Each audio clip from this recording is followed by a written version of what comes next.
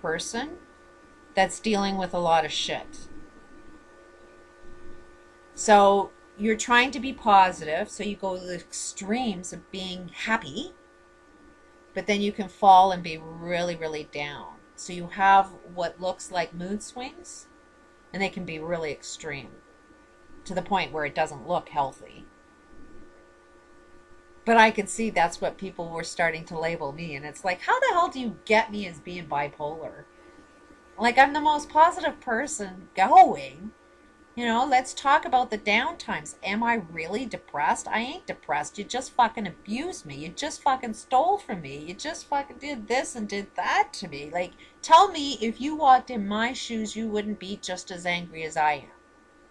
And nobody would say, no, I'd be acting exactly like you. And it's like, okay, I'm trying to be positive and turn this around. So by me being positive in a negative situation, you're going to call me bipolar? I don't think so. But it's like, okay, if you want to call me that, I ain't going to give you license to say that. So I had to calm and be equal. Uh, it seems to me that a lot of Canadian men seem a little bit juvenile from what you're telling me. Oh, I think that's everywhere in the world. I wouldn't say it's a Canadian thing. I think it's Mm, everywhere. I think it's everywhere. But our economy is doing good. Like, it's bad, but a lot of people are fooled into believing it ain't so bad. There's a global collapse going on, but a lot of Canadians will say this is just a little recession. We've seen this happen lots of times. So, as down as the economy is, it's just as low as any other downtime. It's nothing to worry about here. Plus, we have the Alberta oil industry. So, there's a lot of oil field workers that are working in Libya and Africa, and they're bringing home the money over here. They're not paying any income tax, so they got a lot of money to buy a lot of stuff. So that stuff they're buying here in Canada, there's still a flow of money, and there still is oil. They're doing a lot of fracking, so a lot of people in Alberta are gonna be dead. They don't want to listen to anybody smart that it's a bad mm, thing, but it is the center of greed here in Canada, is Alberta. That's where that court case was. That's where all of the corrupt judges are. Corrupt. I mean, it is the wealthiest province that has the highest level of poverty. There's more homeless people downtown. It would make you sick. Thousands and thousands and thousands of people are homeless right downtown Calgary.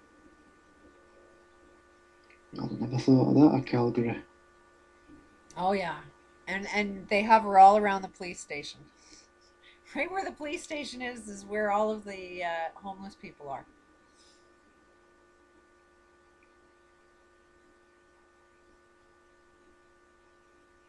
Mm, And it's cold in the winter. So they'll go around the businesses there and try and get heat out of the doors and stuff. So these businesses are trying to shoo them away and get rid of them.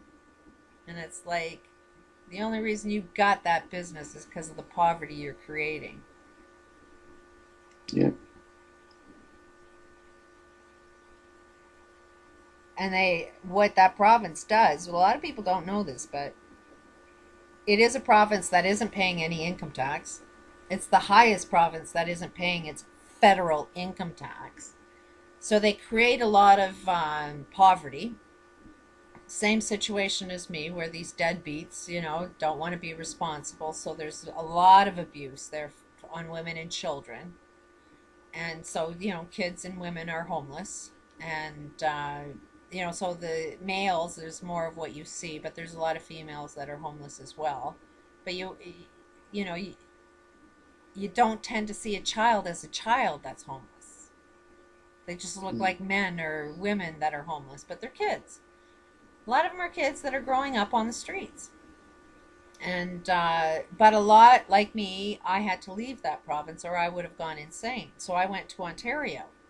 So Ontario had to deal with the social problem that was created in Alberta.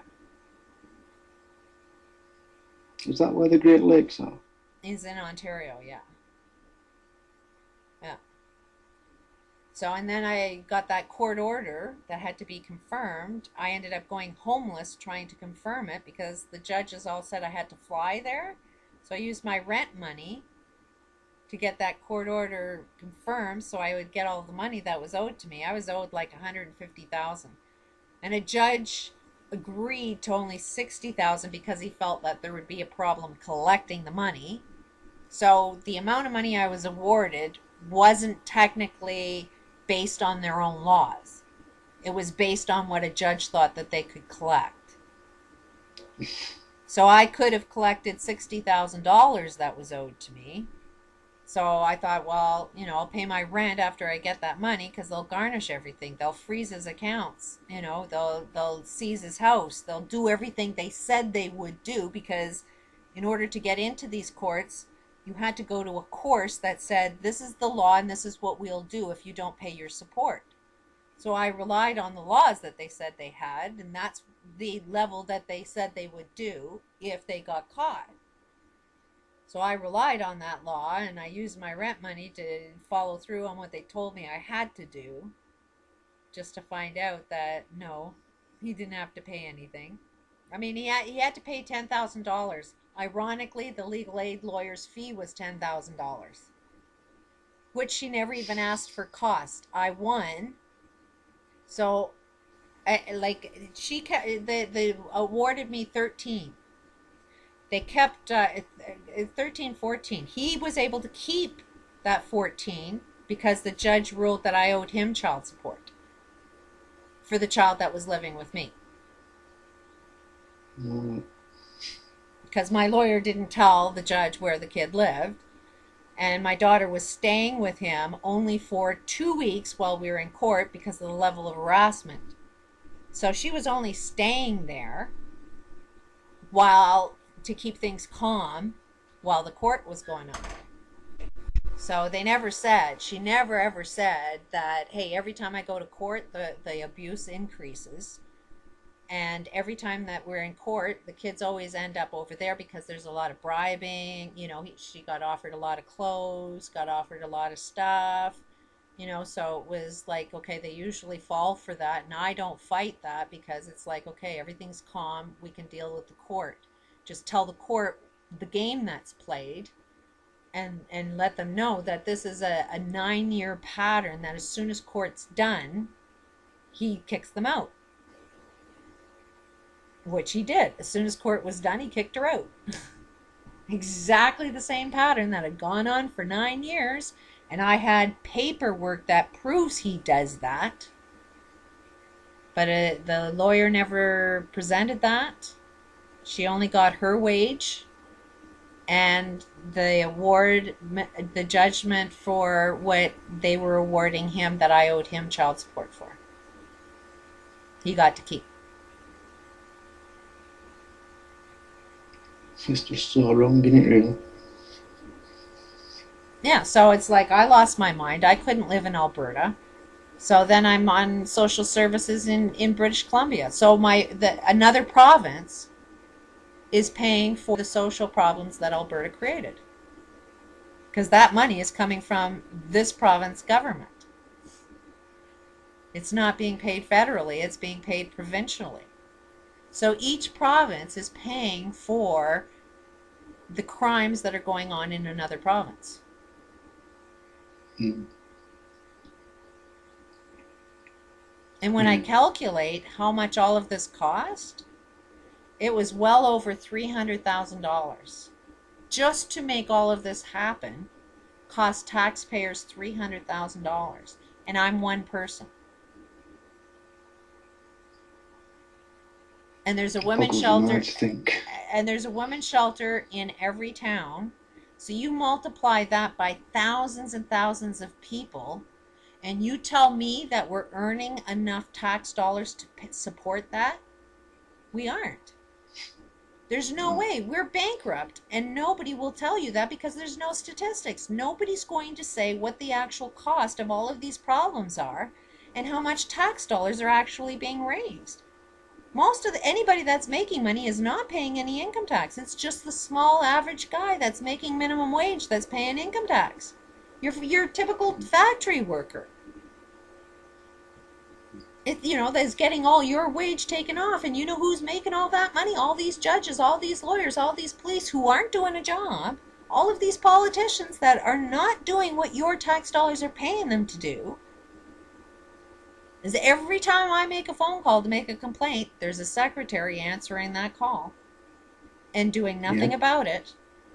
So if I make a phone call, if I complain, this was part of the numbers that I added up to is every time that I needed to solve a problem meant that I had to phone somebody for help. I was on the phone sometimes 8 hours a day. So anybody that I'm making a phone call on average, because they're government workers, they're making like $20 an hour. So $20 an hour times 8 hours a day, that's what, 160 a day that the government is paying Yeah. just to answer the phone and not doing anything with it.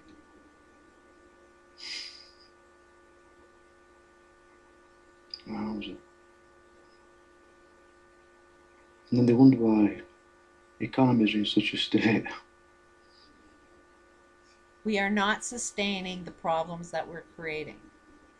And a lot of it is causing healthcare problems. And here in Canada, we get supposedly free healthcare that if I go into a doctor. So there's another aspect of the problem that now if it causes me stress, I need to go and see a doctor. So out of your tax dollars goes the fee into paying a doctor who ain't solving anything. He's just giving me a pill that some guy in a factory, in a pharmaceutical world is getting rich off of. Yeah. And so a problem is not being solved, but your tax dollars is going into something that just perpetuates the problem while somebody is getting rich off the problem. And they're not paying Yeah. their income tax. Because when you get that high, they don't pay income tax. No. It's They've just got so crazy. many of these. Wisconsin is a joke when they say, "Oh, we'll give incentives to these big corporate worlds because they'll create jobs." They ain't creating jobs with those tax write-offs. Because where are they? Well, yeah. They don't. What they'll do with that money is they'll invest it in an automated phone service that will say if press one, press two, press three. There's nobody at the end of that line. So that's how they don't get to answer. That's how their way of solving that $160 a day phone calls that nobody's taking goes into an automated phone service. Mm. Which, believe me, I'll get real pissed off at that point, and my rage will make me react, and usually it'll be a crime. So then you have a criminal that you have to put in jail, and it costs more money to put a criminal in jail because then lawyers and judges and prosecutors and guards, and then you got to feed me, you got to do everything while I'm a criminal, which you just pissed me off to the point where I've now lost control of myself because nobody's even answering a friggin' phone to solve any kind of problem.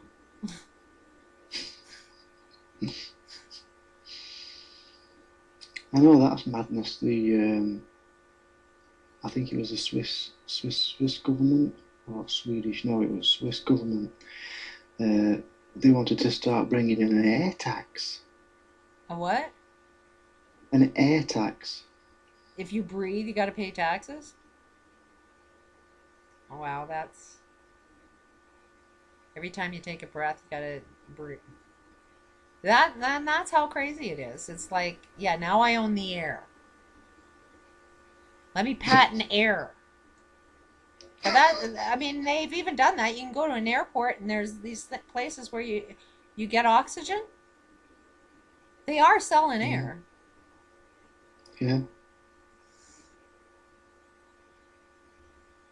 but they got to make the air Mm. polluted so that you have air, so that it'll drive you towards paying for air as long as they pollute the air. Yeah, I could see that coming in. Everybody's going to have bottle banks with just oxygen piped into their room. But you won't have a home. No, there's no need for it. I mean, the planet looks after itself, providing we